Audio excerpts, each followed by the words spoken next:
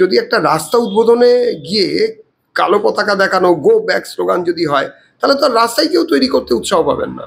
সাংসদদের কাজ কি এটা, যে রাস্তা উদ্বোধন না করে বড় বড় কথা শুধু সংসদে দাঁড়িয়ে বলা, ঠান্ডা ঘরে বসে বলা?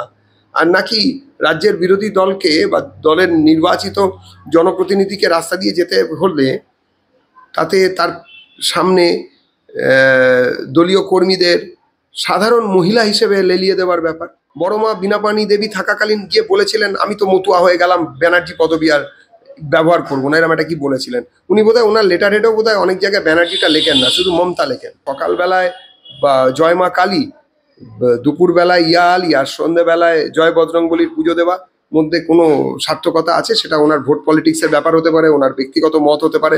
উনি সেদিন দেখছিলাম কোথায় মঞ্চে হাতে মাইক্রোফোন নিয়ে বলছেন জয় মঙ্গলচণ্ডীর, উনি নাকি পুজো করেন, মঙ্গলবার করেন, ইত্যাদি প্রভৃতি।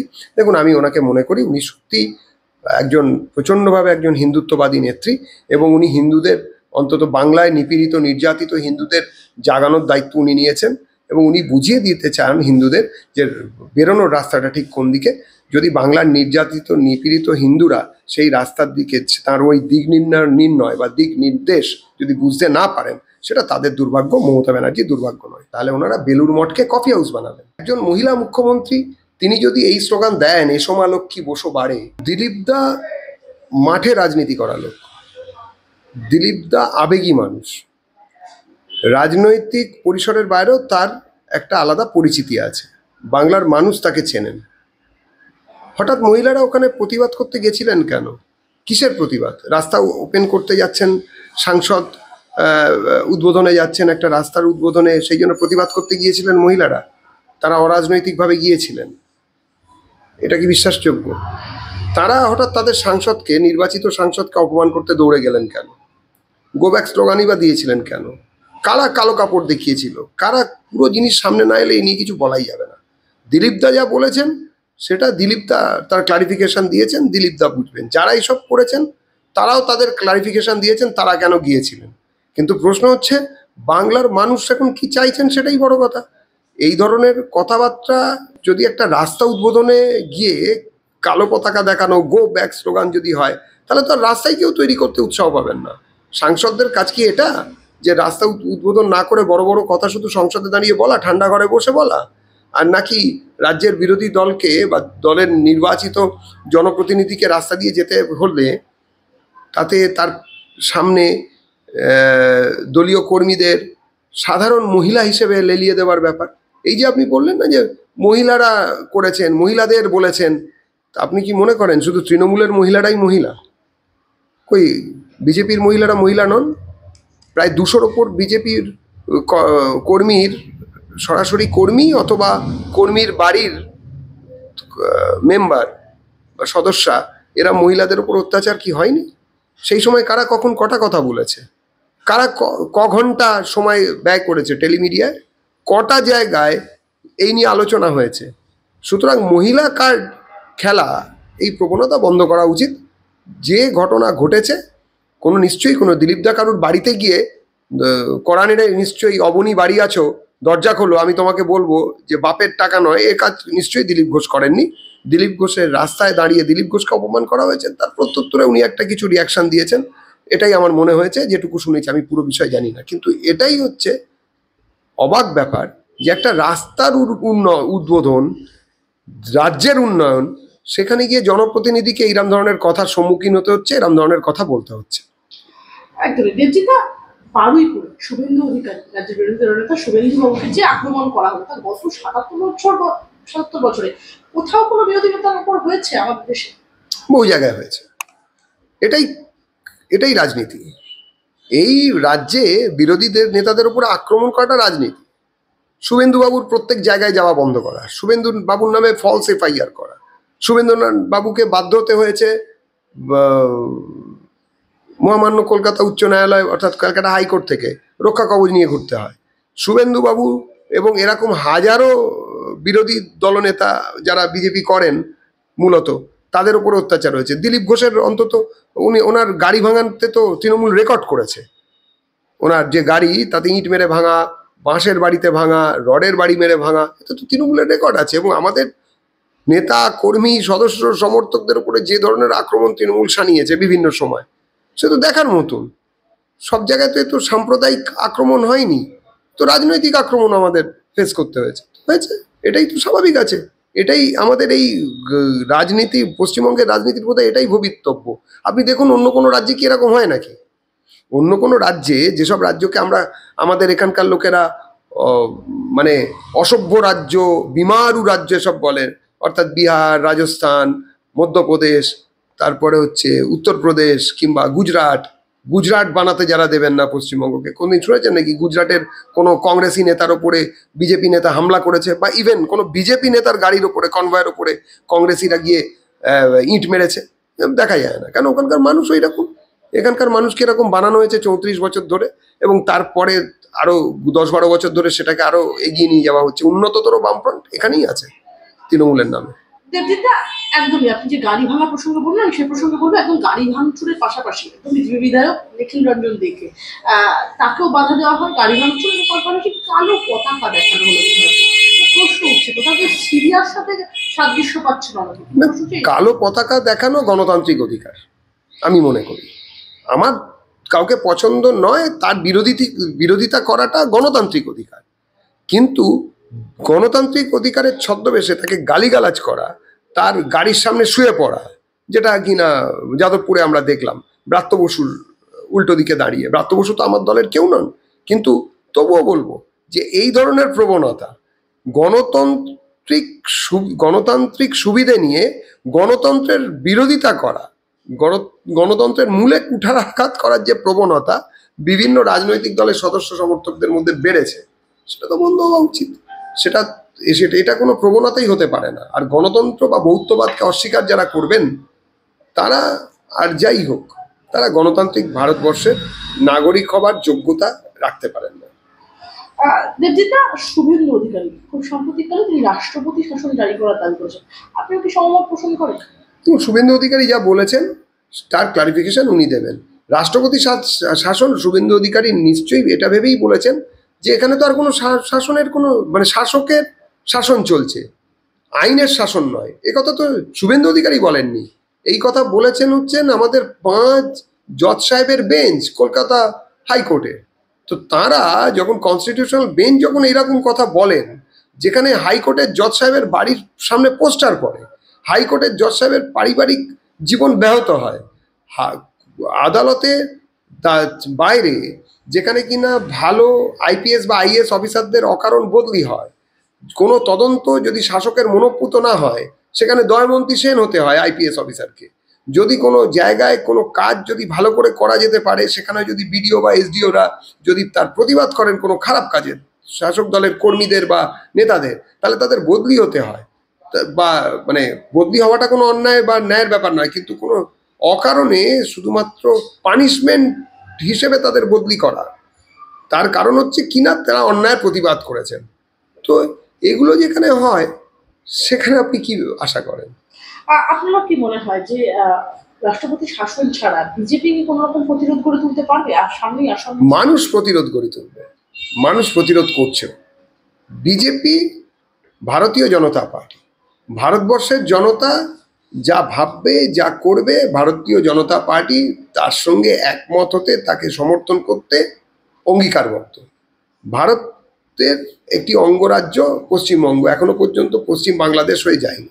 সুতরাং সেখানেও যারা আছেন, আমরা যারা রয়েছি, আমরা সবাই ভারতের জনতা বলেই মনে করি, ভারতীয় জনতা বলেই আমরা মনে করি, ভারতবর্ষের মধ্যেই আমরা আছি। সুতরাং ভারতের জনতা যদি মনে করেন যে এই ব্যবস্থাকে ছুঁড়ে ফেলতে হবে, ভারতীয় জনতা পার্টি তার সঙ্গে আছে। দেবজিৎ, 26-এ কি আপনারা ক্ষমতায় আসতে পারবেন শুধু হিন্দু ভোটের ওপরে ভর করে? শুভেন্দু বারবার বলেছেন যে মুসলমান ভোট দরকার নেই, সে জায়গায় দাঁড়িয়ে সব হিন্দু ভোট একত্রিত করা যাবে। কি মনে হয়, কি মতামত? আমরা মনে করি যে হিন্দু শব্দটা একটা সাংস্কৃতিক শব্দ, শুধুমাত্র ধর্মীয় শব্দ নয়। পারম্পরিকভাবে এখানে যারা মুসলমান কিংবা খ্রিশ্চান, তাদেরও 3 পুরুষ 4 পুরুষ 5 পুরুষ আগে যদি খোঁজ করা যায়, তারাও হিন্দুই বেরোবেন। সুতরাং হিন্দু শব্দটা শুধুমাত্র উপাসনা পদ্ধতি আলাদা বলে কাউকে মুসলমান বা কাউকে হিন্দু, কাউকে খ্রিস্টান বা কাউকে অন্য কিছু, বা কেউ যদি কোনো কিছু না করেন তাহলে তাকে নাস্তিক ইত্যাদি আমরা সাধারণভাবে আলাদা করা হয়ে থাকে বটে, লোক গণনার ক্ষেত্রে আলাদা হয়ে থাকে, কিন্তু আসলে হিন্দু শব্দটির যে ভাবে প্রয়োগ করেছেন আমার যতদূর মনে হয় মাননীয় বিরোধী দলনেতা বিধানসভার আমাদের পার্টির নেতা শুভেন্দু অধিকারী, তিনি এই সেন্সেই বলেছেন। সুতরাং নিশ্চয়ই তো, বা হিন্দুস্তান মে রহনে वाले সবাই তো হিন্দুই। এই হিন্দুস্তানে থাকা নাগরিকরা যারা হিন্দুস্তানের উপরে বিশ্বাস রাখেন, হিন্দুস্তানের যে সংবিধান তার উপরে বিশ্বাস রাখেন, ভারতের সংবিধানের উপর বিশ্বাস রাখেন, তাদের ভোটেই বিজেপি আসবে, চিন্তার কি আছে? যারা ট্রেন পোড়াবে সংবিধানের বিরোধিতা করে, যারা বাসে আগুন দেবে সংবিধানের বিরোধিতা করে, যারা মন্ত্রীকে বা গভর্নরকে ঢুকতে দেবে না তাদের ইউনিভার্সিটিতে, তারা আর যাই হোক, তারা ভারতীয় নয়, তারা বিজেপিকে ভোট দেবেন না। কিন্তু একটা প্রশ্ন আমাদের দর্শকরা বারংবার করে করেন আমাদের সমস্ত ভিডিওগুলোতে, যে নরেন্দ্র মোদী প্রধানমন্ত্রী এবং আমাদের রাজ্যের মুখ্যমন্ত্রী মমতা বন্দ্যোপাধ্যায়ের সেটিং রয়েছে, তাই এখানে কেউ কোনো দুর্নীতির ঘটনায় ধরা পড়বে না। আর্জি করেও আমরা দেখলাম একজনকে দোষী সাব্যস্ত করে দেওয়া হলো, কোথাও গিয়ে সেফগোড হলেন সঞ্জয় রায়, এমনটাই কথা হচ্ছিল। কিন্তু সেই রাতে একদম তিলোত্তমার সাথে যারা ছিল তাদেরকে এখন দেখা হচ্ছে এই কেস কলকাতা হাইকোর্টে স্থানান্তরিত হওয়ার পরে। এখানে প্রশ্ন হচ্ছে যে সিবিআই কি তাহলে তদন্ত কারোর নির্দেশে ছাড় দিয়ে রেখেছে? তিলোত্তমার মা বাবা যেখানে বারংবার বলেছেন সিবিআই এর গাফিলতির অভিযোগ করেছেন, কি বলবেন? দেখুন, এই সিবিআইয়ের উপরে আমিও খুশি নই, দর্শকদের প্রশ্নটা আমারও প্রশ্ন, কিন্তু মুশকিলটা হচ্ছে তাহলে তো আমাকে সরাসরি বিচার ব্যবস্থার দিকে আঙুল তুলতে হয় যদি নির্দেশের কথাই বলেন। কেননা প্রতিটি তদন্ত সিবিআই এর এখানে মানে 95% তদন্তই হচ্ছে হাইকোর্ট অথবা সুপ্রিম কোর্টের নির্দেশে এবং তাদের তত্ত্বাবধানে। সিবিআই রিপোর্টিং করছে তাদের কাছে। সিবিআই যদি ভুল করে বা সিবিআই যদি ঠিক করে, তাহলে তাদের ভৎসনা করা বা তাদের জন্য যথাযথ ব্যবস্থা নেওয়ার দায় হাইকোর্ট বা সুপ্রিম কোর্টের। হাইকোর্ট, মহামান্য হাইকোর্ট বা মহামান্য সুপ্রিম কোর্টকে কেউ আইন শেখাবেন এরকম ধৃষ্টতা কারণ নেই, অন্তত এই ভারতবর্ষে নেই। সুতরাং যেটা হচ্ছে সেখানে হচ্ছে, এখানে সিবিআইকে দোষ মানে অখুশি হই বা আমরা কি করতে পারি সেটা যারা মহামান্য বিচারপতি বিভিন্ন কোর্টের, হাইকোর্ট অথবা সুপ্রিম কোর্টের, তারাই বুঝবেন, তারাই বুঝছেন। তারা যতক্ষণ না বলছেন তার আগে সিবিআইকে ভালো বলা বা খারাপ বলা দুটোই কোনো কাজের নয় আর কি। বিদেশ যাত্রায় মুখ্যমন্ত্রী মমতা বন্দ্যোপাধ্যায় একদম গড়ে দিলেন বিশেষ টাস্ক ফোর্স। অভিষেক বন্দ্যোপাধ্যায় থাকতে কেন দরকার পড়লো এই টাস্ক ফোর্সের? একটা প্রশ্ন করবো, আমি কোটানকোট বলছি, আমি সব দল ও রাজ্যের রাশ আমার হাতে, তুমি একজন সাংসদ, এর বাইরে তোমার কোনো পরিচয় নেই। এই বার্তায় কি কোথাও গিয়ে দিতে চাইলেন মুখ্যমন্ত্রী মমতা বন্দ্যোপাধ্যায় অভিষেক বন্দ্যোপাধ্যায়কে? মমতার পরে সবাই সমান, তাহলে কোথাও গিয়ে অভিষেক বন্দ্যোপাধ্যায়ের আলাদা কোনো গুরুত্ব নেই দলে? দলনেত্রী সর্বোপরি, ওটা ওদের পারিবারিক ব্যাপার, ওটা নিয়ে আমরা কিছু ওনাদের পারিবারিক ব্যাপারে দেখুন, এই রুচি এখনো পর্যন্ত সেকেন্ড ইন কমান্ড বলা হয় তো অভিষেক বন্দ্যোপাধ্যায়, বলা হয়। যারা বলেন তারা বলেন, যারা মনে করেন, ওটা পারিবারিক ব্যাপার। ওনাদের পারিবারিক প্রজেক্ট। তৃণমূল কংগ্রেস হচ্ছে একটি পারিবারিক দল এবং পরিবারের লোক ছাড়া ওখানে কোনো second in comment, third in comment কোনো কিছু হয় না। এবং এরপরেও যারা হবেন নিশ্চয়ই হবেন। এবং শুধু পরিবারের, শুধু দল কেন, আপনি বলুন না, বক্সিং অলিম্পিকের দল না কি সব আছে আমাদের, সব অ্যাসোসিয়েশন, ক্রিকেটের অ্যাসোসিয়েশন, ফুটবলের অ্যাসোসিয়েশন, সব জায়গাতেই তো ব্যানার্জি টাইটেলের সবাই রয়েছেন। সুতরাং এইসব নিয়ে বেশি কথা বলবো না, পারিবারিক ব্যাপার পারিবারিকভাবেই চলুন। অভিযোগ কেন তুলতে যাব? অভিযোগ সেটা নিয়েই হয় যেটা প্রমাণিত নয়। যে অভিযোগ করলাম, বিচার হবে, প্রমাণ হবে, অভিযোগ নয়। ওনারাও জানেন, আমরাও জানি, সবাই জানেন, এতে আবার অভিযোগ করার কি আছে? সত্যিই তো আজকে অভিষেক বাবু ছাড়া তৃণমূল কংগ্রেসের আর নেতা কোথায়? কারা মমতার সঙ্গে হেঁটেছিলেন যখন মমতা কংগ্রেস ছেড়ে বেরিয়ে এসেছিলেন? অভিষেক বাবুই হেঁটেছিলেন। কারা মমতাকে নিয়ে ওই টালির ঘর থেকে তুলে এনে রাইটার্সে বসিয়েছিলেন? অবশ্যই অভিষেক বাবু সামনে এনে বসিয়েছিলেন। তার সঙ্গে মমতার সঙ্গে তখন কোন নেতা ছিলেন? কোনো নেতাই ছিলেন না। সেকেন্ড ইন কমান্ড হিসেবে কেউ তো ছিলেন না। মমতাকে প্রথমবারে যখন মাথায় ওই লাল্লু আলম বা যখন মাথায় বাড়ি মারে বলে অভিযোগ হয়, তখন মমতাকে বাঁচিয়ে তাকে একদম সেফ সাইডে কে নিয়ে গিয়েছিলেন? অভিষেক বাবুই নিশ্চয়ই নিয়ে গিয়েছিলেন। আর কেউ তো ছিল না, আর কেউ নেইও, আর কেউ থাকবেও না। এতে কি অসুবিধা আছে? সত্যিই তো ব্লাড ইজ থিকার দ্যান ওয়াটার ইংরেজিতে আছে। সত্যিই তো রক্তের সম্পর্কের থেকে বড় সম্পর্ক কিছু হয়? কয়েকটা প্রশ্ন আমার কাছে। হিন্দু হিন্দু ভাই ভাই স্লোগান আপনারা তুলেছিলেন, হিন্দু মুসলিম ভাই ভাই কেন তুললেন না? হিন্দু হিন্দু ভাই ভাই স্লোগান আমরা কেন তুলতে যাব? হিন্দু হিন্দু ভাই ভাই স্লোগান অনেক আগে থাকতে চলেছে। হিন্দু হিন্দু ভাই ভাইয়ের স্লোগান বলেছেন স্বয়ং মহাত্মা গান্ধী। হরিজন আন্দোলনে আপনারা দেখবেন মহাত্মা গান্ধী বলছেন হিন্দু হিন্দু ভাই ভাই, অস্পৃশ্যতার কোনো জায়গা নাই, মানে তার স্লোগানের বাংলা হয়েছিল। তো এতে কোনো অসুবিধা নেই, ভাই ভাই তো বটেই, সারা পৃথিবীর মানুষ ভাই ভাই, তাহলে হিন্দু হিন্দু ভাই ভাই কেন হবে না? এবারে মুশকিলটা হচ্ছে যে হিন্দু মুসলমানও আমরা মনে করি ভাই ভাই, এই পৃথিবীর নিচে যারা রয়েছেন। কেন হিন্দু যে চেতনা, সেটা তো একথা বলেনি যে হিন্দুরাই একমাত্র স্বর্গে যাবে, বা যারা হিন্দু নন তারা যদি খারাপ কাজ নাও করেন তাহলেও তারা নরকে যাবেন। হিন্দু চেতনা এই কথা বলে না। হিন্দুরা সকালবেলা উঠে বলেন যে সর্বে ভবন্তু সুখিনা সর্বে সন্তু নিরাময়, সর্বে, অল, জেনারেল। কখনো বলেননি যে যারা হিন্দু তারাই শুধু সুখে থাকবেন, যারা হিন্দু নন তারা যতই ভালো কাজ করুক তারা অন্য জায়গায় যাবেন। যারা এই ভারতীয় চেতনার বাইরে রয়েছেন বা যাদের মাথায় এটাকে ঢোকানো হয়েছে, তাদেরকে গিয়ে জিজ্ঞেস করুন যে ধরুন একজন খুব ভালো মানুষ, তাদের সম্প্রদায়ের নন, তিনি কি তাদের যে স্বর্গ কল্পনা সেখানে কি তার মৃত্যুর পরে ঠাঁই হবে? অবশ্যই হবে না তাদের বইপত্র অনুযায়ী। তো সেই ক্ষেত্রে হিন্দু হিন্দু ভাই ভাই তো কি হয়েছে, হিন্দুস্তান মে রহনে वाले सब कोई হিন্দু হ্যায়। প্রথম কথা, মানে হিন্দুস্তানের যারা আছেন, হিন্দুস্তানকে যারা মা বলে মনে করেন তারা সবাই হিন্দু। তো হিন্দুস্তানে থাকা, ভারতবর্ষে থাকা, ভারতে থাকা সবাই যদি একে অন্যকে ভাই ভাই বলে মনে করেন, সেই অর্থে সেখানে উপাসনা পদ্ধতিগতভাবে কেউ যদি পশ্চিম দিকে মুখ করে উপাসনা করে, কেউ যদি ক্রুশের সামনে দাঁড়িয়ে নতজানু হন, তাতে তো আপত্তির কিছু নয়। আসলে তো সবাই হিন্দু, আমরা তো এই কথাটাই বলার চেষ্টা করছি যে রক্তের দিক থেকে আমরা সবাই হিন্দু, আমাদের পূর্বপুরুষগত পরিচয় আমরা অবশ্যই হিন্দু, সবাই হিন্দু হিন্দু ভাই ভাই। দিদি আমার শেষ দুটো প্রশ্ন, ব্রাহ্মণ কন্যা মমতা বন্দ্যোপাধ্যায় কেন হিজাব পড়তে হয় তাকে একটু বলবেন? ওটা উনি ভালো বলতে পারবেন। আপনি বললেন ব্রাহ্মণ কন্যা, উনি তো কিছুদিন আগে বড় মা বীণাপাণি দেবী থাকাকালীন গিয়ে বলেছিলেন আমি তো মতুয়া হয়ে গেলাম, ব্যানার্জি পদবী আর ব্যবহার করবো না, এরকম একটা কি বলেছিলেন উনি। বোধহয় ওনার লেটার হেডেও বোধহয় অনেক জায়গায় ব্যানার্জিটা লেখেন না, শুধু মমতা লেখেন। তো মাঝে মাঝে দেখুন এই ব্যাপারে আমি কিছু বলতে পারবো না। সকালবেলায় বা জয় মা কালী, দুপুরবেলায় ইয়ার সন্ধ্যেবেলায় জয় বজরংবলীর পুজো দেওয়া মধ্যে কোনো সার্থকতা আছে? সেটা ওনার ভোট পলিটিক্সের ব্যাপার হতে পারে, ওনার ব্যক্তিগত মত হতে পারে। উনি সেদিন দেখছিলাম কোথায় মঞ্চে হাতে মাইক্রোফোন নিয়ে বলছেন জয় মঙ্গলচণ্ডীর, উনি নাকি পুজো করেন, মঙ্গলবার করেন ইত্যাদি প্রভৃতি।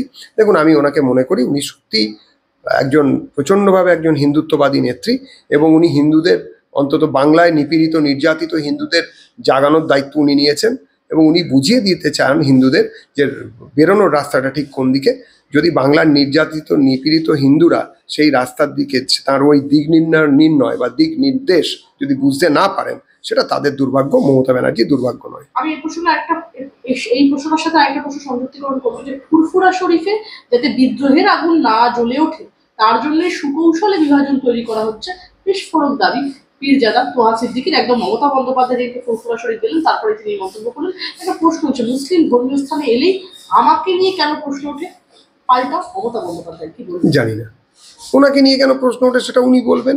উনি কেন হিজাব মাথায় দেন উনি বলবেন। তোহা সিদ্দিকীর যে মন্তব্য সেটা তোহা সিদ্দিকীর মন্তব্য এই নিয়ে আমাদের কিচ্ছু বলার নেই। কেননা দেখুন যেদিন থেকে ফুরফুরা শরীফ তৈরি হয়েছে বা যেদিন যেভাবে তৈরি হয়েছে সেই নিয়ে সেই ইতিহাস যখন ঘাঁটাটাটা হবে তখন এই মন্তব্যের সার্থকতা বোঝা যাবে। ছোট্ট সময় এত কিছু বলা সম্ভব হবে না, এটা একটা বড় সড়ো ব্যাপার।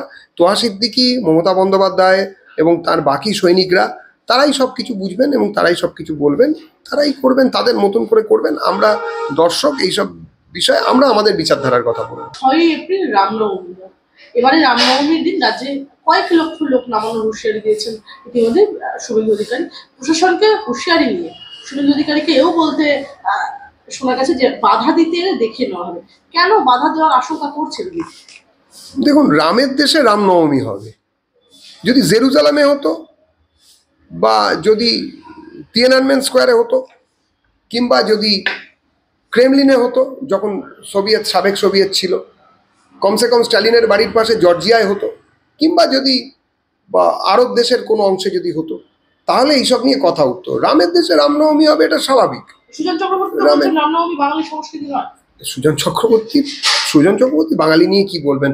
ওনার কাছে বরঞ্চ চীনের সংস্কৃতি, রাশিয়ার সংস্কৃতি এসব নিয়ে প্রশ্ন করুন, ওনারা ওই নিয়ে পড়াশুনো করেন। বাঙালির সংস্কৃতি নিয়ে ওরা একটু কম কথা বললেই ভালো হয়, কেননা ওনারা তো রামকৃষ্ণ বিবেকানন্দকেও বাঙালি সংস্কৃতির অঙ্গ বলে খুব একটা মনে করতেন না, কেননা ওনাদের পূর্বসূরি নেতা যিনি ছিলেন আমাদের তারা সবাই বলে বেরিয়েছিলেন যে প্রমোদ দাশগুপ্ত, তার বিখ্যাত উক্তি আছে, দেখে নেবেন। তিনি বলেছিলেন যে